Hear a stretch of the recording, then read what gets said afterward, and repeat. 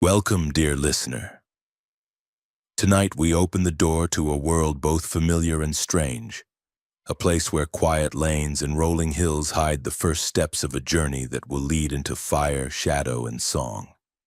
Here in the Shire, time moves gently. Smoke curls lazily from round chimneys and gardens bloom with the steady patience of peace. It is here that Bilbo Baggins lives, a hobbit of comfort and routine. His home, Bag End, is snug and well-ordered with pantries overflowing, shelves stacked with books and armchairs designed for long afternoons. He does not seek adventure, for adventure to him is a word as distant and unwelcome as thunder on a sunny day. But fate rarely knocks politely. On a bright morning, a knock at his green round door shatters his quiet life. Standing there is a tall figure cloaked in gray, his staff casting a shadow across the threshold.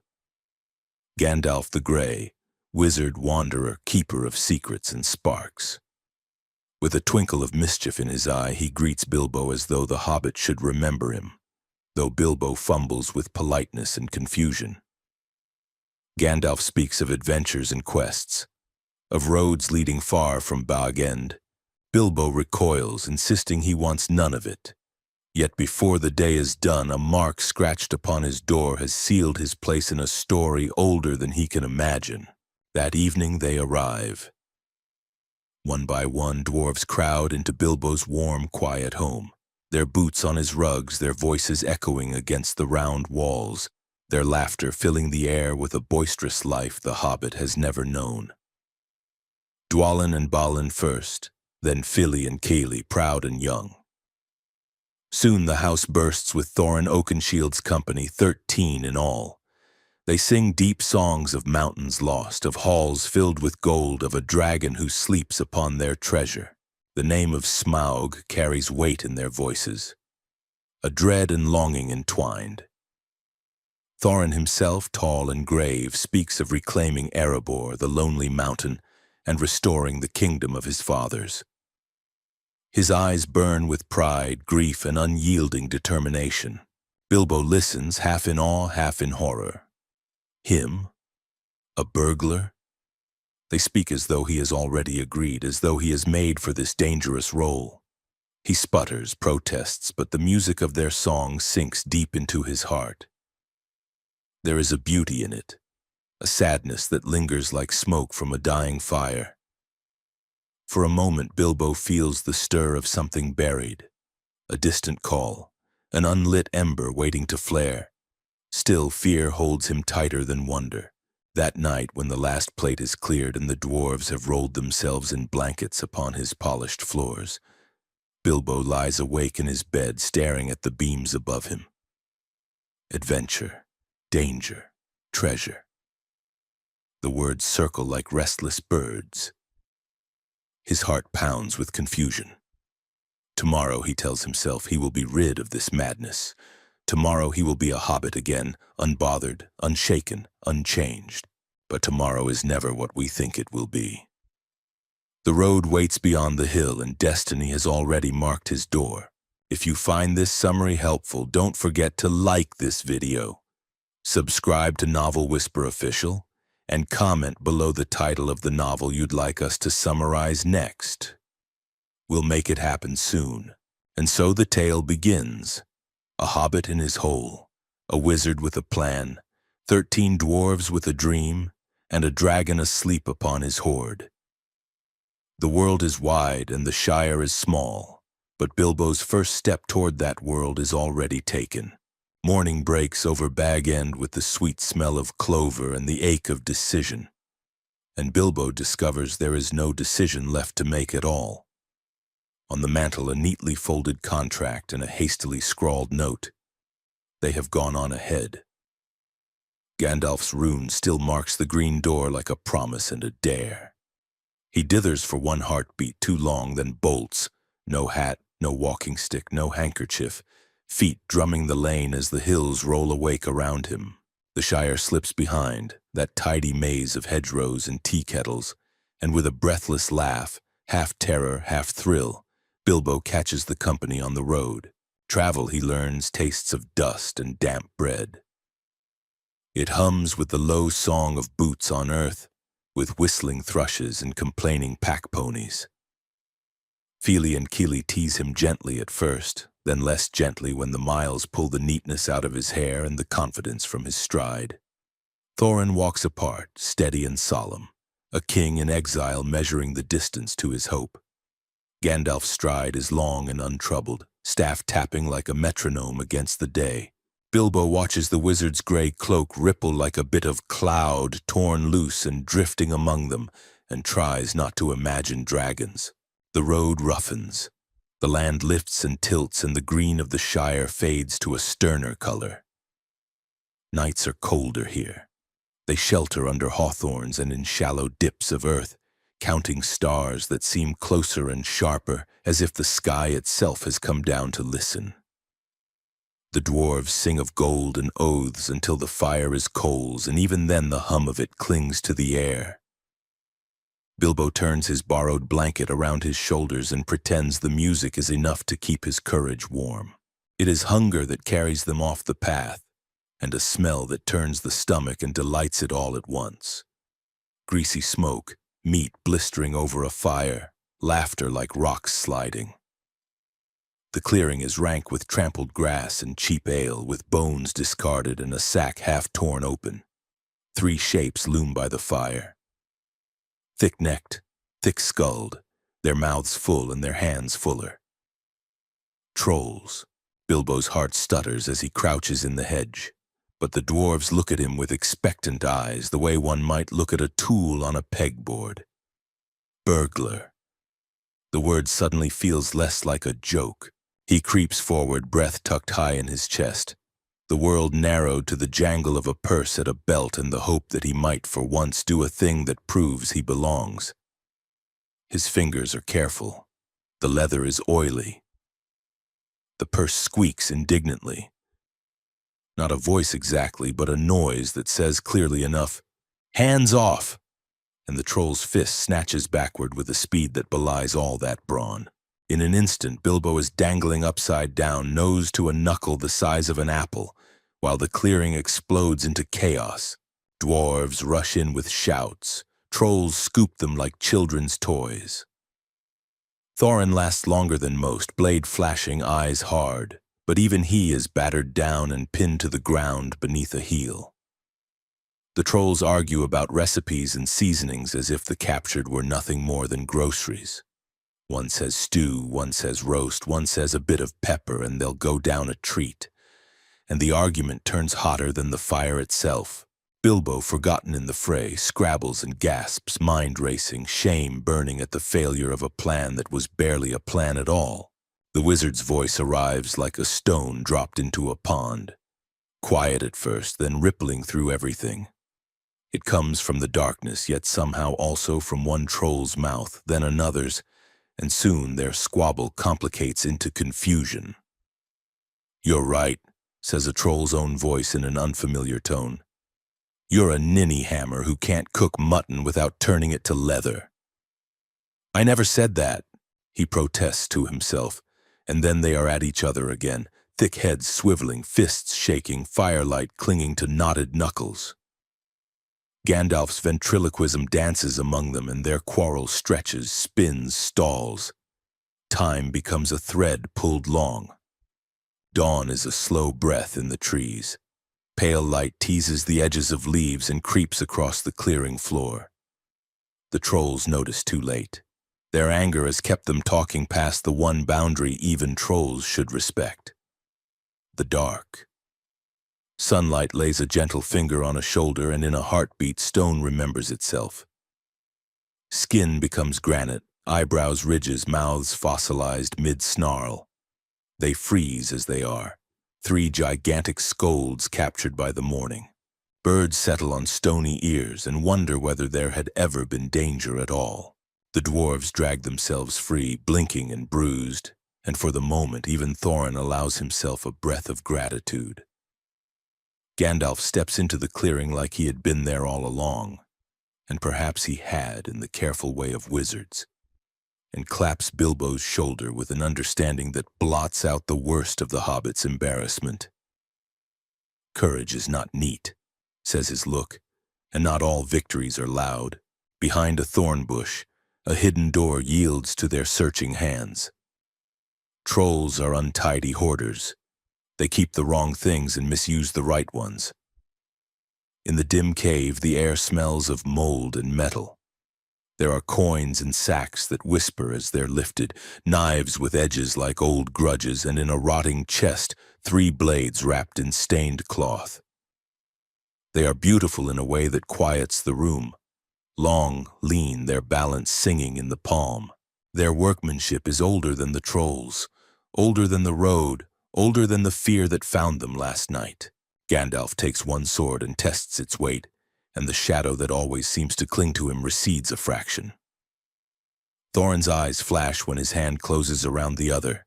The blade sits in his grip like a memory that recognizes him. A smaller weapon remains, not a toy, not a trinket, but a short sword with a leaf-fine point and a practical length. It suits a hobbit's hand. Bilbo turns it, the light in the cave skimming along its edge, and though he doesn't yet know the name it will earn, the blade looks back at him like an answer he will slowly grow into. They fill their packs with what they can carry and with what they can stomach to keep. A little food, a little coin, 2 long swords, and one that will one day be called Sting. When they come back into the daylight, the stone trolls stand in a circle like cautionary saints. The clearing feels smaller in the sun, the road feels larger. From there, the land softens briefly, and water sounds become more frequent companions. Hills fold back to let a valley through, and at its heart a house appears that is less a building than a hush. The last homely house where windows catch the evening like cupped hands, and song pours as naturally as stream water. In Elrond's hall, the dwarves are guests rather than beggars, and Bilbo wanders rooms that smell of pine and candle wax, of freshly baked bread and old vellum. Relief washes through him. He had been so busy being afraid that he had forgotten journeys could be beautiful too.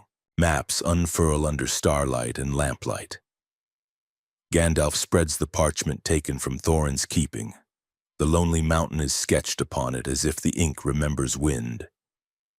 Elrond's fingers, long and sure, turn the page to the window, and the moon makes the margins bloom with hidden letters, thin and silver as spider silk. Secret words appear that only the right knight can coax into honesty. There is a door where none shows, a keyhole hungry for a key that Thorin wears on a chain against his heart. The instructions are patient and particular. A certain day, a certain hour, a certain beam of light like a promise kept only once. The room hums with attention. For a moment the company can see through the skin of the future to the hinge upon which it might turn. Bilbo watches Thorin's jaw set, watches Gandalf's eyes narrow with the relief of confirmation, watches his own hands which no longer tremble at every sound. He still wants warmth and tea and safety. He always will. But a piece of him has learned the taste of risk, and it is not wholly bitter. They rest, and the songs that evening are gentler things, not of hordes and battles only, but of rivers and stars and travelers who find what they didn't know they were seeking. In the morning they will climb toward the misty mountains where storms have teeth and stone throws its own thunder. For tonight the lamps are steady, the bread is warm, and the road beyond the window breathes quietly waiting. They leave the soft lamps of the last homely house with bellies warm and hearts steadied, and the world lifts into stone. The path thins as it climbs, losing itself among slabs tilted like broken teeth. Cloud shadows run across the slopes and the air turns thin and metallic, a taste that makes every breath feel borrowed.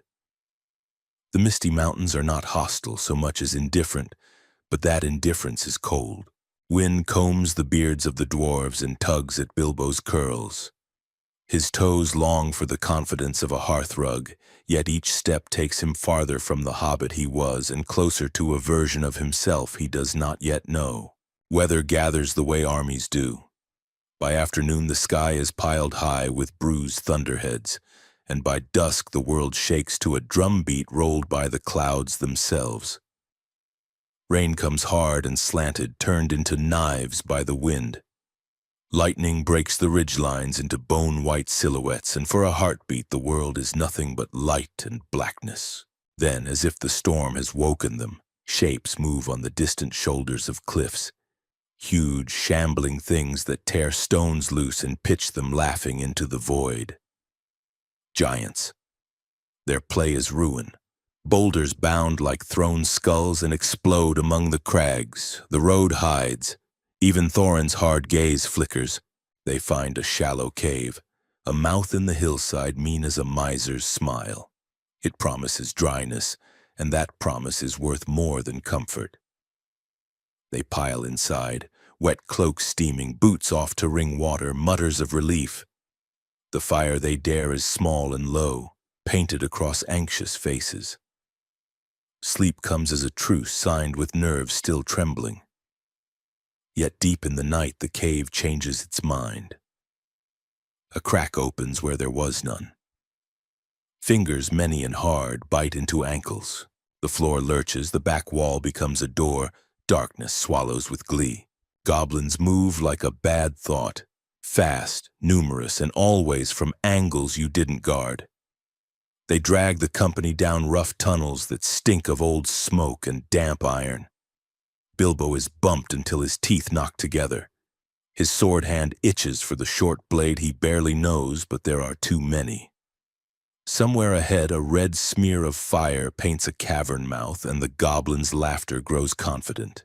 They spill into a great chamber where crude pillars hold up a low ceiling and every shadow seems to grin. The chief of them lolls on a stone like a throne, broad-mouthed, eyes glittering with petty malice. They mock, they prod. They chant the traveler's doom with a rhythm born of caves. But goblins hate what they cannot name, and they hate most what is older than they are. When a long sword leaves its wrappings, the firelight kisses it, and a chill gleam crawls along its edge as if some memory were waking inside the metal. The chief's face twists. He spits a name for the blade as though it offends his tongue. The moment blades are recognized, the mood changes from sport to sentence. It would have ended there in an ugly rush, but there is a reason wizards travel where they are needed. The fire pops. The shadows on the wall unhook themselves. Gandalf's arrival is like a door opening onto winter, a white-blue flare and an authority that does not shout to be obeyed. In the confusion, his sword sings once, and the cruel figure on the stone tumbles out of his story. Torches fly. Smoke, shouts, sparks. The chamber dissolves into motion. Dwarves barrel into a side passage with the wizard herding them forward. Goblins pour after, teeth bared, a river of fury. In that tight chaos, a small mistake dislodges a small person. Bilbo, struck by a scrambling foot, flips and falls, head ringing, down an unseen slope cut into the rock like a throat. Silence is a weight when it comes all at once. He lies in the dark, cheek against cold stone, and counts his breaths until they stop shaking. His fingers splay across gravel and something that ought not to be there. A ring, plain and chill. No more remarkable than a coin, except that it feels oddly heavy for its size, as if the dark itself had condensed into a circle. He pockets it without thinking and finds his feet. No light, no company. No idea which way is away. The fear that had learned to live alongside his courage starts stretching its limbs again. Water gossip somewhere nearby.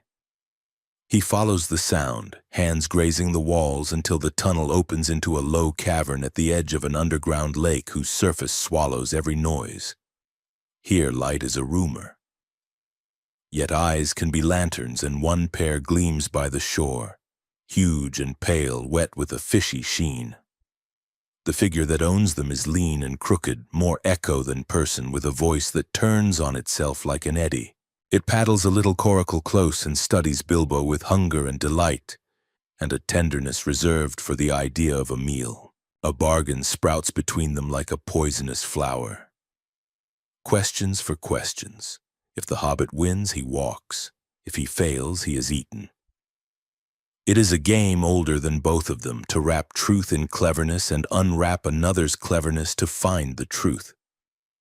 They trade puzzles about things that pound mountains into sand without hands, about creatures that devour their prey without teeth and leave bones behind without bones. Bilbo's mind, so lately numb with terror, sparks to life. He finds a rhythm. Pride glints in the other's eyes when an answer is clever, then dims with frustration when the answer is correct. But cleverness fails when the heart thunders too hard. Cornered by a final question that will not come, Bilbo's hand closes around what the dark gave him, and the words that fall from his mouth are not a riddle at all, but an accident. A private, pocketed thought. The creature tilts its head, protests, hisses, wants rules to be rules. Yet it is bound by its own dare. It rows back to fetch the one thing that always makes answers easy for it. A little gold circle it wears like a secret. Only the secret is gone. The change is instant and terrible. Those pale eyes widen, and in them the cavern shrinks to a single point. Loss. A keening mutter fills the space, and the name it gives its treasure is less a word than a caress. It suspects the hobbit. It blames the dark. It blames the world. Rage and grief spiral together until they make purpose. It will not show the way out. It will make an end of the thief instead.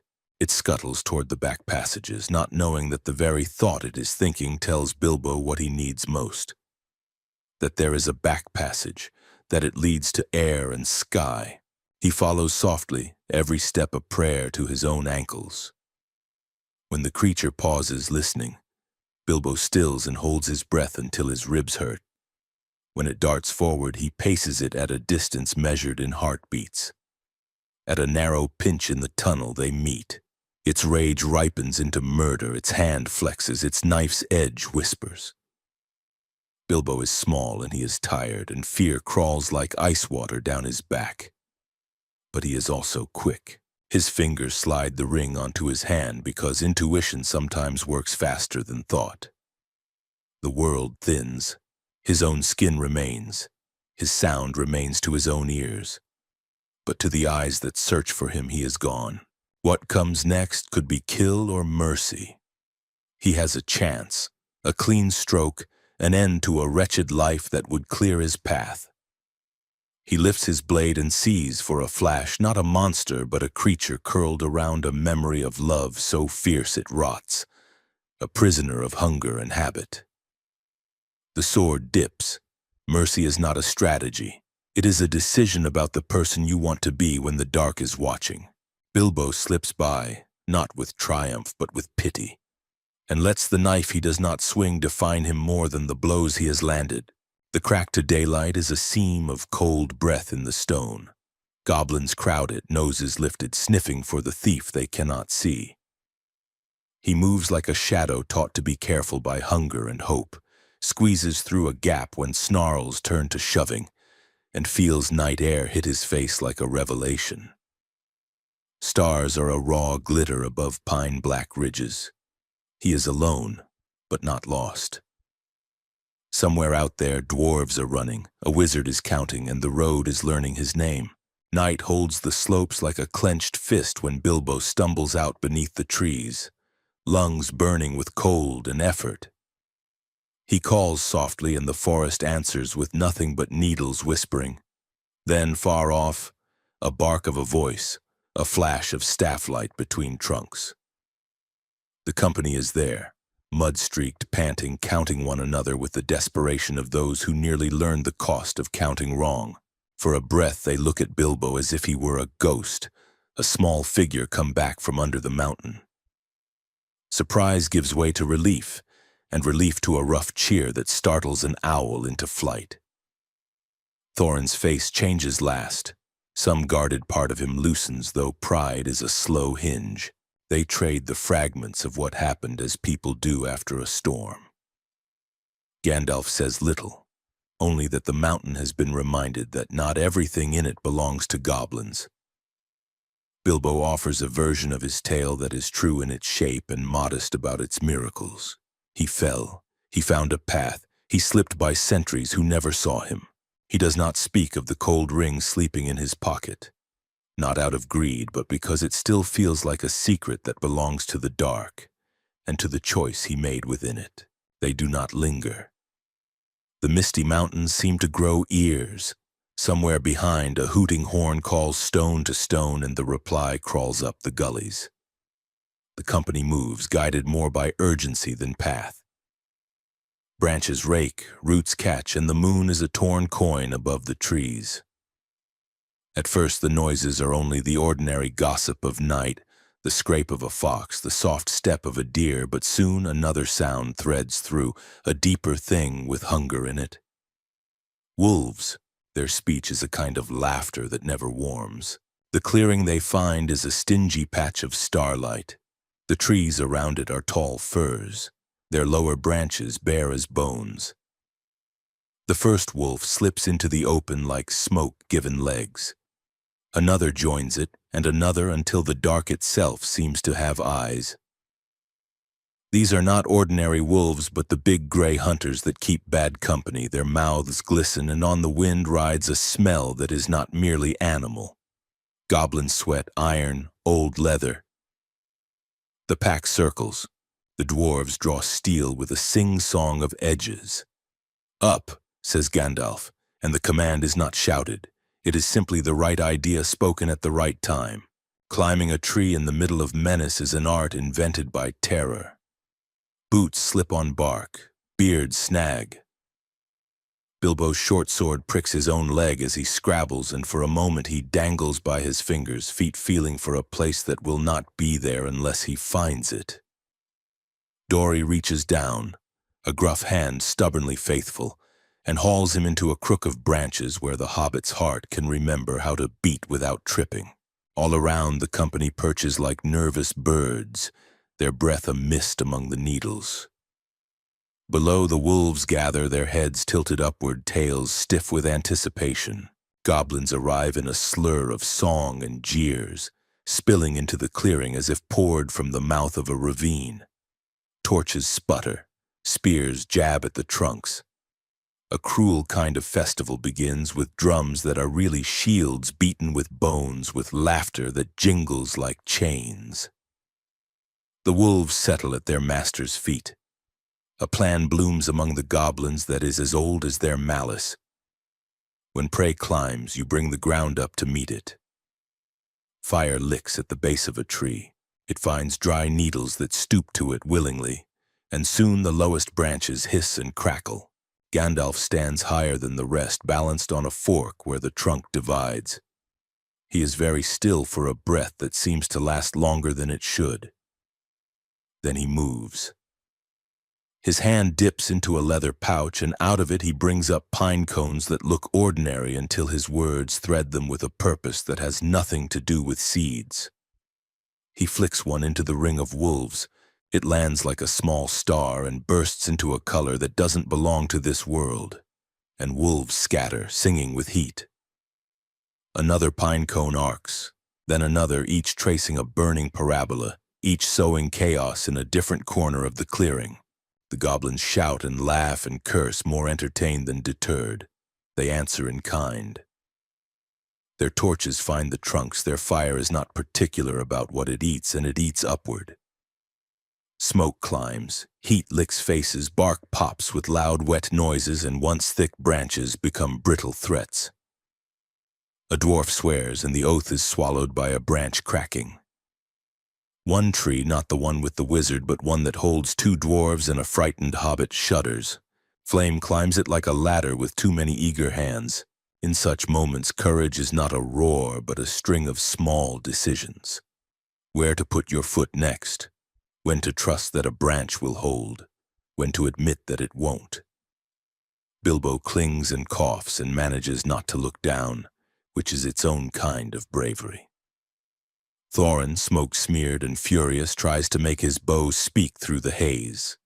Arrows sizzle and go wide. The goblins caper and prod with long poles, hopeful of knocking someone loose.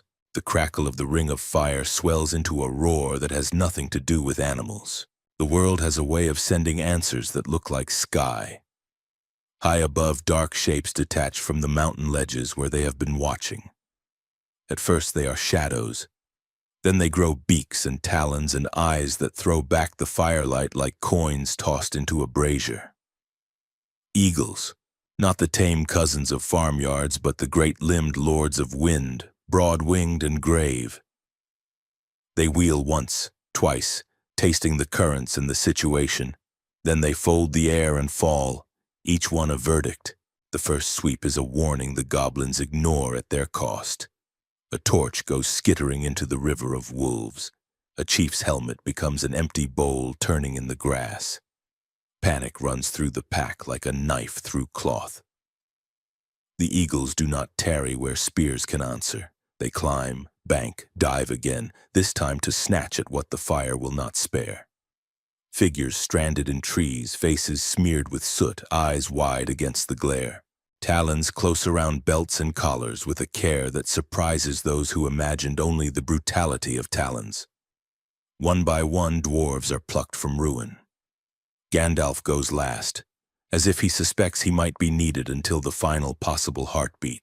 Bilbo's rescue is a small miracle with a cold wind in it. The moment the eagle lifts him, the heat falls away and the night rushes in, sharp as new wine.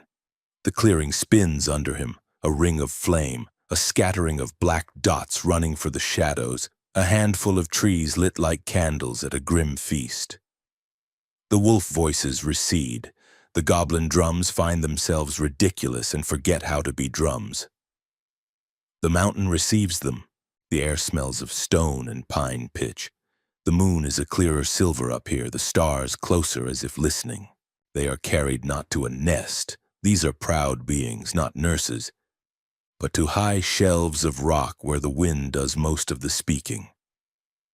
The eagles settle the company in a cluster, set them down with a brusque dignity, and regard them with eyes old and uninterested in flattery. Gandalf walks to the largest among them and speaks low. There is a tilt of the great head, a small gesture that might be the winged equivalent of a nod. They are granted not warmth exactly, but a reprieve.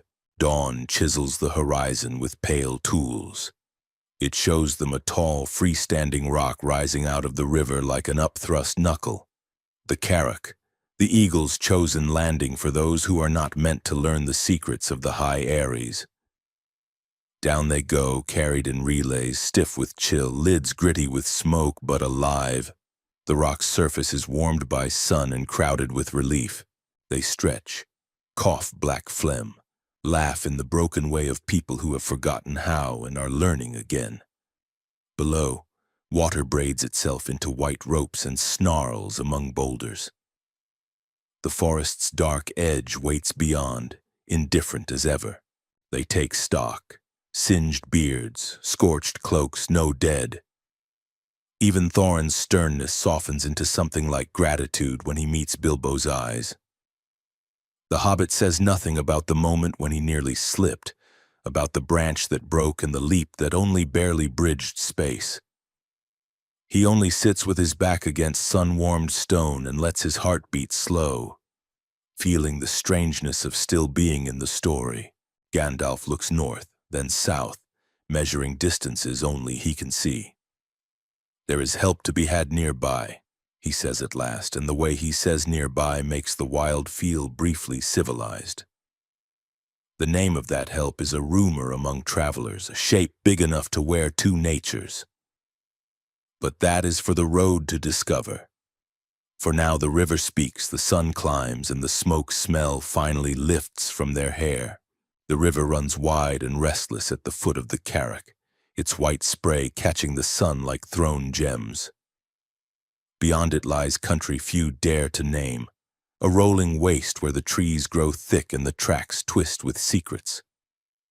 Gandalf gathers the company, his voice steady, though his eyes rest longer on Bilbo than the others, as if gauging how much the little hobbit has grown in silence since the mountain and the fire.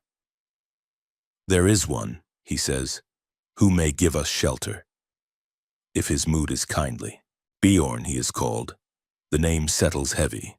Some have heard whispers, a man, a bear, or perhaps both. None are sure which. The plan is careful.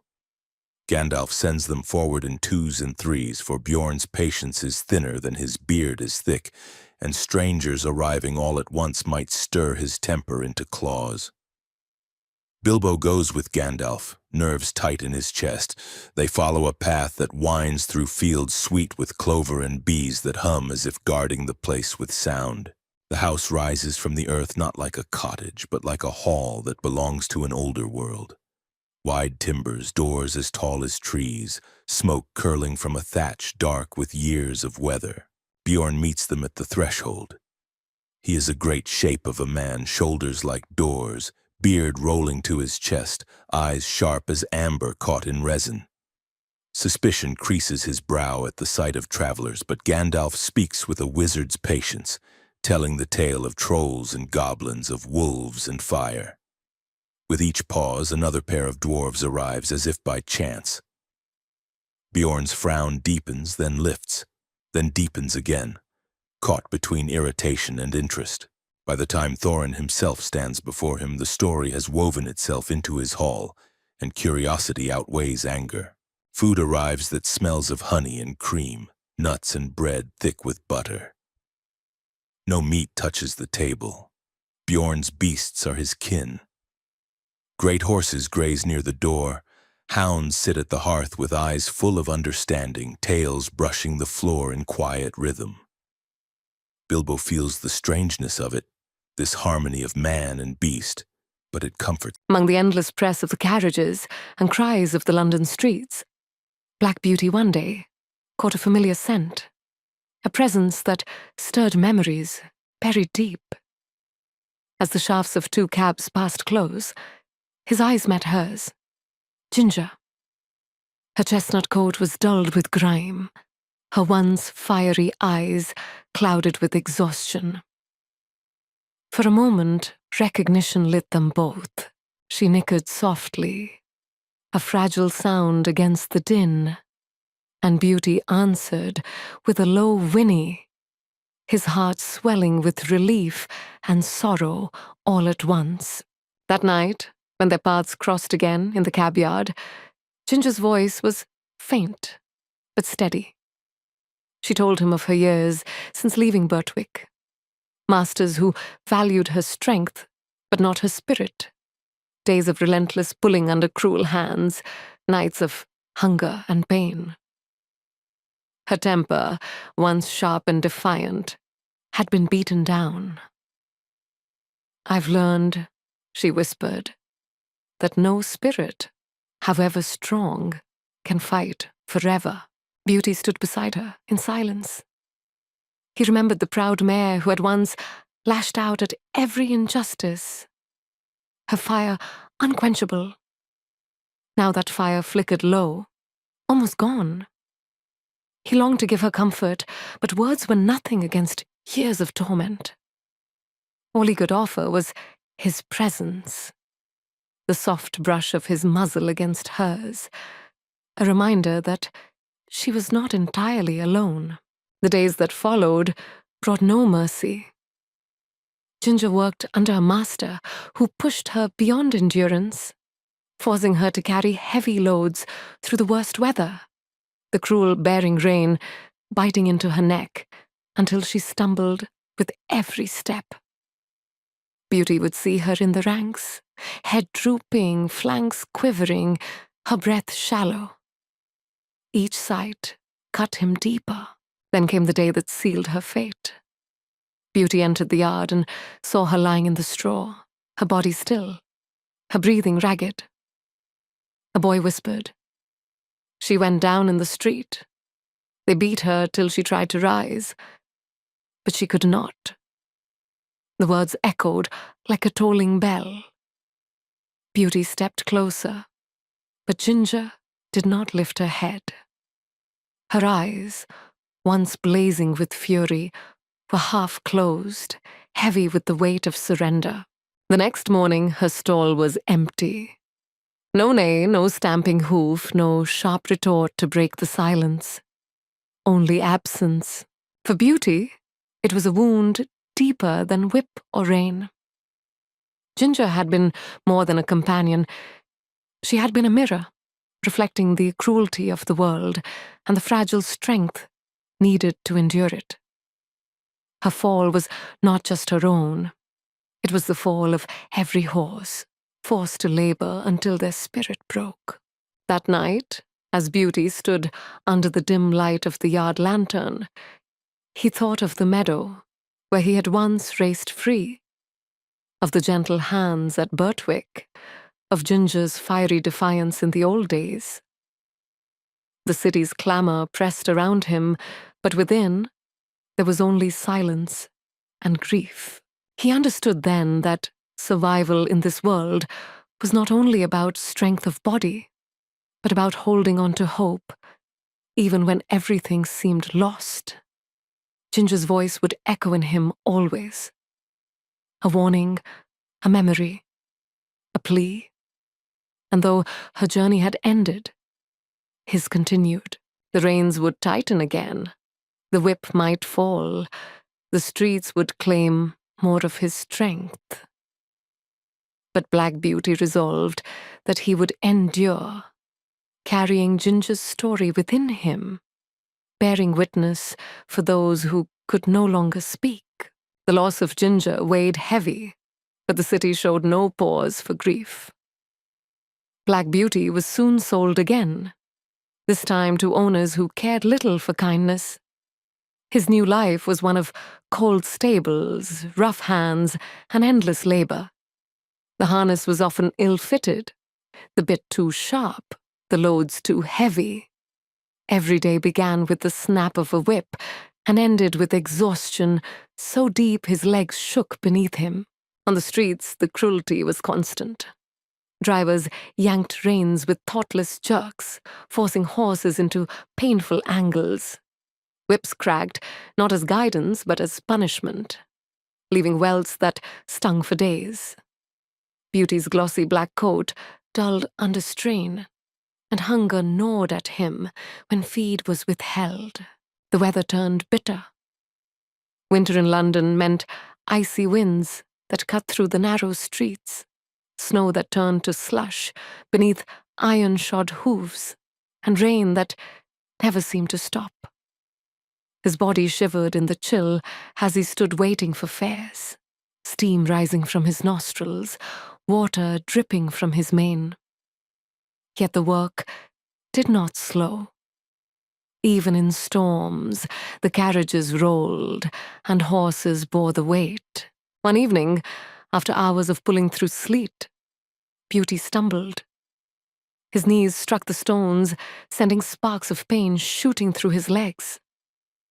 Instead of patience, the driver lashed him mercilessly, shouting curses into the night.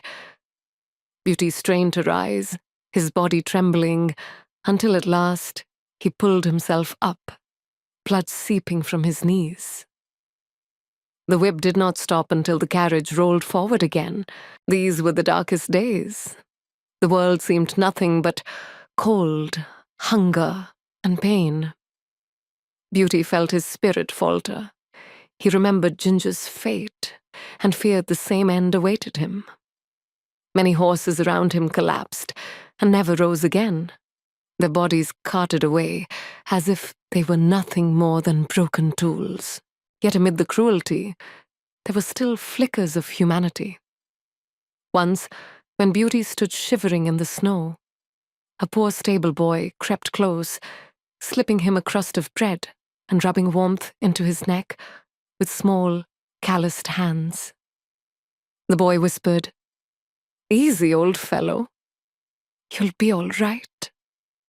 It was a small kindness, but to Beauty, it was light in the darkness. Another time, a passerby stopped when he saw the driver striking Beauty. "Have you no shame?" the man shouted, placing himself between horse and whip. The driver muttered angrily, but lowered his hand. Beauty did not know the man's name, but he carried the memory of his voice, a reminder that compassion still lived, even in a city of stone. Still, these were brief reprieves. The days dragged on, harsh and unforgiving. Beauty's once proud step grew heavy, his eyes dim with weariness. He felt himself slipping closer to the edge, where collapse meant the end. But deep inside, a small ember still burned. He remembered the meadows of his youth, the gentle words of his mother, the kind hands of John Manley, the laughter of the Gordon children. These memories were all that kept him moving, one hoof before the other, refusing to let despair claim him entirely. For Beauty's journey was not over.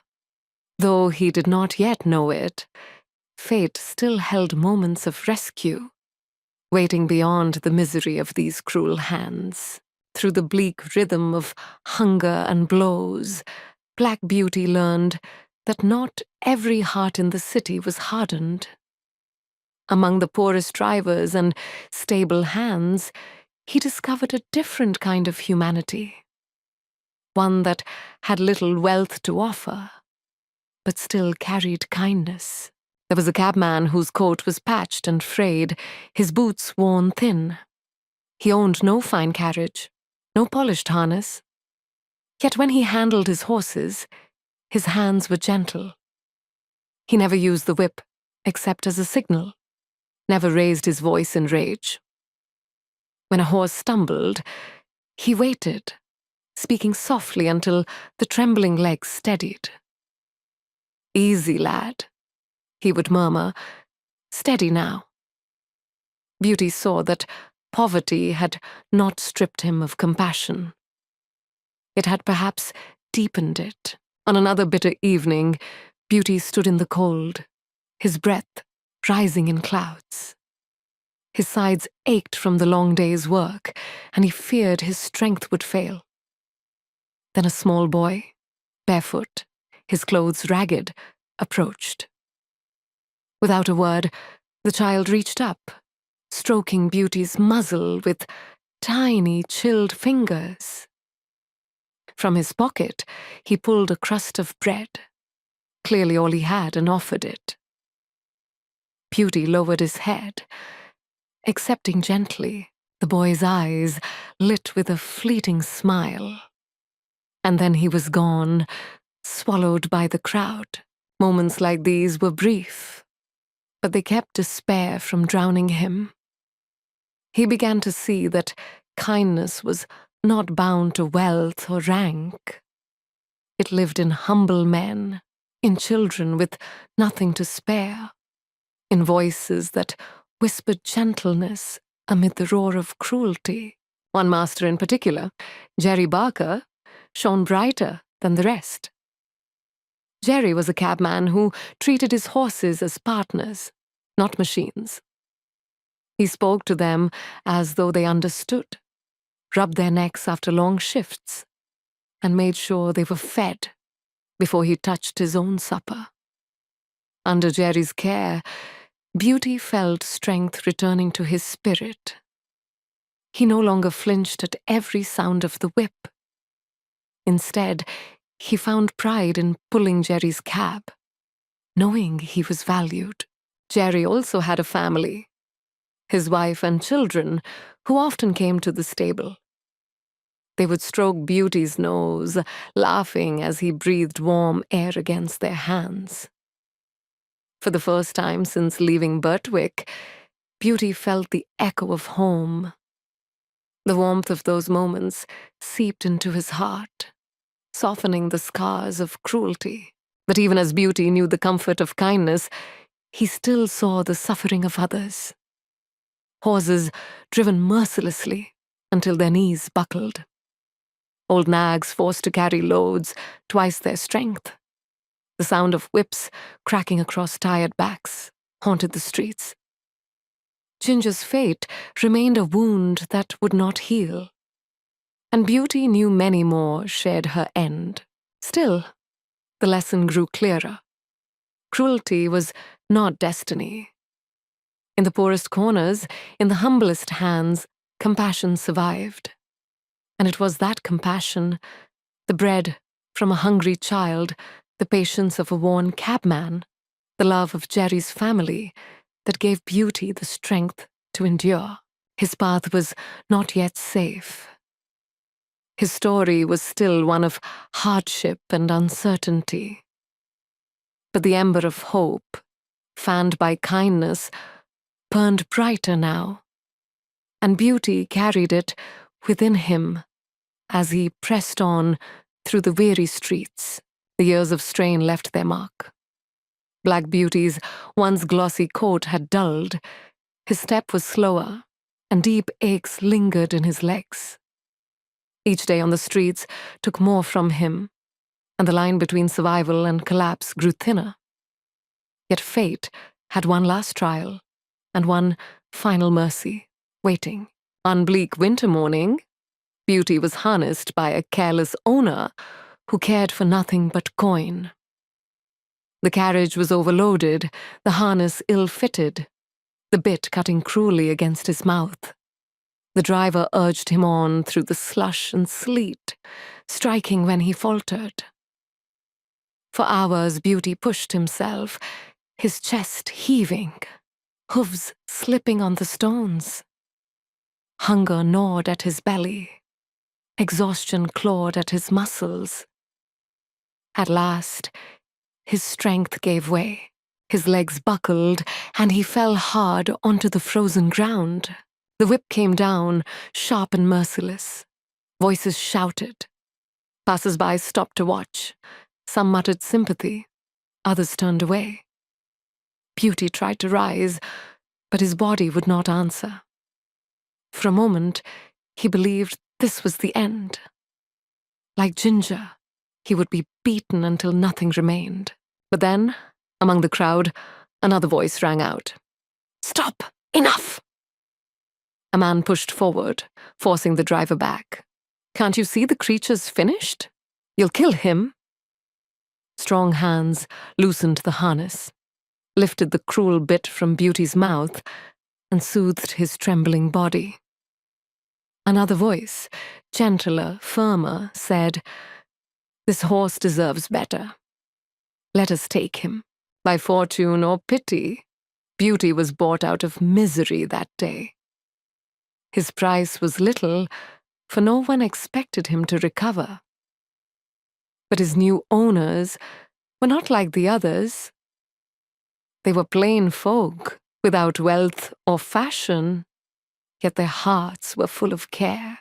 At their farm, Beauty was led into a stable that smelled of fresh hay and clean straw.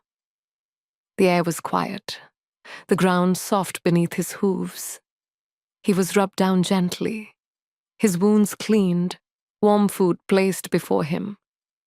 No whip cracked in the shadows, no harsh voice demanded more than he could give. For the first time in years, Beauty rested without fear. Days turned into weeks, and strength slowly returned. The deep cuts healed, his coat began to shine again, and his spirit, though scarred, lifted. His new masters did not demand long hours or heavy loads. Instead, he was given light work, drawing a small cart, carrying gentle riders across fields. Always, they treated him with dignity, speaking as though he were a friend, not a tool. Beauty felt the difference in every breath. The bitterness of London's streets began to fade, replaced by the peace of country air. The rhythm of his days no longer crushed him, it sustained him. He was no longer surviving. He was living. At night, as he stood in the quiet stable, Beauty often thought of the journey that had brought him here. He remembered the meadows of his youth, the wise words of his mother, the steady kindness of John Manley, the laughter of children, Ginger's fiery spirit, Jerry Barker's gentleness, and the countless faces, both cruel and kind, that had marked his life. Each had left an imprint, shaping the horse he had become. And now, though his body bore the scars of labor, his heart carried something stronger. The proof that mercy could heal what cruelty had broken. Black Beauty had been rescued, not just from despair, but from a life where kindness seemed a dream. And in this final home, he knew what it was to be valued, not for profit, but for himself. The last chapter of Black Beauty's journey opened quietly, not with the roar of city streets or the crack of a whip, but with the gentle sounds of the countryside he had once known. Birds trilled in the hedgerows, the wind whispered across open fields, and the scent of grass filled the air. Here, at last, he was not a tool of survival, but a living creature cherished for what he was. His new home belonged to kind masters who valued rest as much as work. The stables were bright and airy, the straw clean, the water cool and fresh. No harsh hands reached for him, no biting bit was forced into his mouth with cruelty. Instead, he was spoken to as though he mattered. He was trusted to pull only what he could bear, trusted to carry riders at a gentle pace, trusted to be himself. After years of being driven past endurance, trust felt like the greatest gift of all. In those quiet days, Beauty's strength slowly renewed. His coat regained its sheen, his muscles filled with vigor, and his step grew lighter. The deep wounds of the streets healed into scars, marks that no one could see, but that he carried inside. Yet even those scars no longer hurt as they once had. For here, in this place of safety, he found peace. Often, as he stood beneath the shade of trees, Beauty thought back over the course of his life. He remembered the freedom of his foalhood, running with the wind in open meadows. He remembered the gentle wisdom of his mother, whispering lessons that had guided him through every hardship. He remembered Squire Gordon, John Manley, Merrylegs, and the days of dignity at Birtwick Park. He remembered Ginger, her fire, her pain, and the sorrow of her end. And he remembered the endless streets of London, the cruelty that broke so many, and the kindness that still flickered in the poorest corners of the city. Each memory, joyful or painful, was part of him now. They had taught him that life for a horse was shaped not only by strength or beauty, but by the mercy or mercilessness of men. And though he could not speak to them, though his voice was only the silent language of trust, his story carried a truth that could not be ignored. Kindness was not a luxury, but a duty. One evening, as the sun dipped low and painted the sky with gold, Beauty stood in the pasture, watching swallows dart across the twilight. The peace he felt was deeper than he had ever known. No bearing rein cut his neck, no whip stung his back, no fear chased him into the shadows. He was free, not wild as in his youth, but free in the gentlest sense. Free to live without cruelty. In that moment, Beauty understood that his journey, with all its trials, had led him here. To a home where he was safe, to a life where he was valued, to an ending not of despair, but of gratitude. And so, with a heart full of the memories of both sorrow and joy, Black Beauty lowered his head to the grass, content at last, content at last, content at last.